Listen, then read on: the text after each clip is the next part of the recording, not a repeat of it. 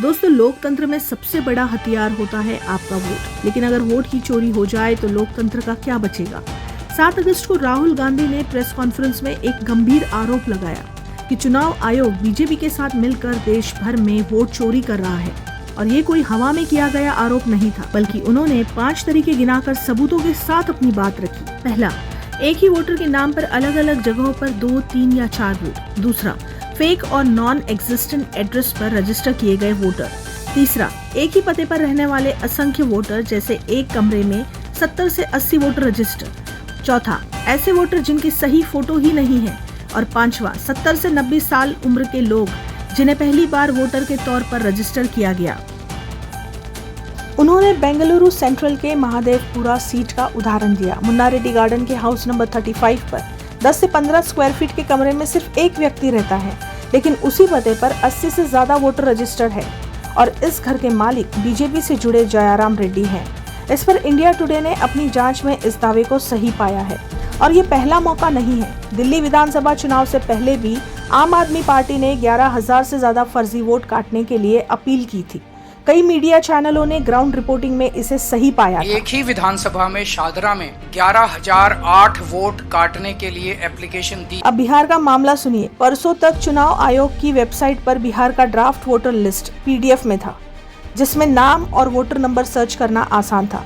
लेकिन अचानक PDF हटाकर स्कैन की हुई इमेज अपलोड कर दी गई, जिसे कोई कंप्यूटर आसानी से पढ़ ही नहीं सकता।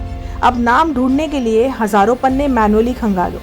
सुप्रीम कोर्ट में आयोग ने यहाँ तक कह दिया कि जिन लोगों के नाम हटाए हैं उनकी लिस्ट भी वे जारी नहीं करेंगे और हटाने के कारण भी नहीं बताएंगे। दैनिक भास्कर की रिपोर्ट देखिए। बिहार में लगभग 3 लाख वोटर ऐसे मिले जिनका हाउस नंबर 0 है।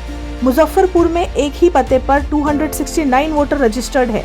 अब सवाल उठता है, अगर राहुल गांधी के पास सबूत है तो वो हलफनामे पर साइन क्यों नहीं कर रहे। चुनाव आयोग कहता है कि नियम के अनुसार शिकायत तभी जांची जाएंगी जब वोटर लिस्ट पब्लिश होने के 30 दिन के अंदर लिखित में दी जाए, लेकिन 2024 चुनाव को 1 साल से ज्यादा हो चुका है, तो ये नियम इस केस में लागू ही नहीं होता। दूसरा चुनाव परिणाम केवल हाई कोर्ट में 45 दिन के अंदर चुनौती दी जा सकती है, वो भी समय निकल चुका है। कांग्रेस कहती है आयोग ने डिजिटल रीडेबल डेटा देने से मना कर दिया, इसलिए मैनुअल एनालिसिस में ही 6 महीने लग गए। आपने मेरा कल प्रेस कॉन्फ्रेंस देखा होगा, उसमें हमने 100% साबित कर दिया है कि इलेक्शन कमीशन और बीजेपी ने मिलकर आपसे कर्नाटका से लोकसभा चुराई है। मुझसे इलेक्शन कमीशन एफिडेविट मांगता है, मुझसे कहता है कि मुझे ओथ लेना है। मैंने पार्लियामेंट के सामने, पार्लियामेंट के अंदर ओथ लिया है, इस संविधान के सामने ओथ लिया है। और आज जब हिंदुस्तान की जनता हमारे डेटा को लेकर इलेक्शन कमीशन के वेबसाइट पर सवाल पूछ रही है, तो इलेक्शन कमीशन ने अपना वेबसाइट बंद कर दिया। मध्य प्रदेश, राजस्थान, बिहार के वेबसाइट बंद कर दिए हैं, क्योंकि वो जानते हैं कि अगर हिंदुस्तान की जनता ने इसी डेटा को लेकर सवाल पूछना शुरू कर दिया तो उनका पूरा ढांचा कोलैप्स कर जाएगा। नरेंद्र मोदी 25 सीट की मार्जिन से प्रधानमंत्री हैं। 1 सीट हमने दिखा दी कि चोरी हुई है। 25 सीट वो 35,000 या कम वोटों से जीते हैं। अगर हमें इलेक्ट्रॉनिक डेटा मिल जाए, हम साबित कर देंगे कि हिंदुस्तान का प्रधानमंत्री चोरी करके प्रधानमंत्री बना है। पूरे अब क्या हो सकता है? 2 रास्ते हैं, या तो चुनाव आयोग खुद आंतरिक जांच शुरू करे या सुप्रीम कोर्ट खुद संज्ञान लेकर जांच का आदेश दे। और इसके लिए राहुल गांधी का हलफनामा देना अनिवार्य नहीं है। ये मामला सिर्फ राहुल गांधी बनाम चुनाव आयोग का नहीं है, ये हर भारतीय मतदाता का है जिसने लोकतंत्र पर भरोसा किया है। सवाल साफ है, जब इतने सबूत सामने हैं तो कार्रवाई कब होगी? अब आपकी बारी है, चुप मत रहिए, वोट चोरी के खिलाफ अपनी आवाज उठाइए। लोकतंत्र तभी सुरक्षित रहेगा जब हम सब मिलकर इसकी रक्षा करेंगे। गलत का खुलकर विरोध कीजिए, भले ही राजनीति हो या समाज।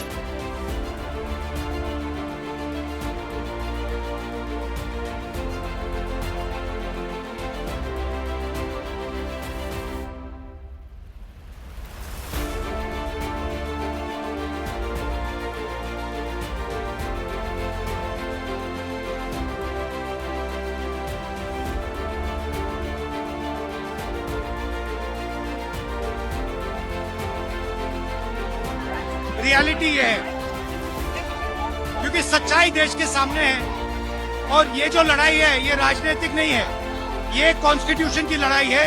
कॉन्स्टिट्यूशन को बचाने की लड़ाई है। 1 मैन 1 वोट चलिए बात नहीं कर सकते हैं। रियलिटी ये है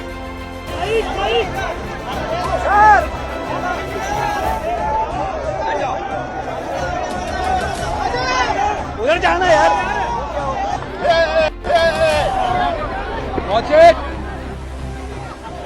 वीडियो अगर पसंद आया हो तो लाइक, शेयर और सब्सक्राइब जरूर करें। Thank you for watching.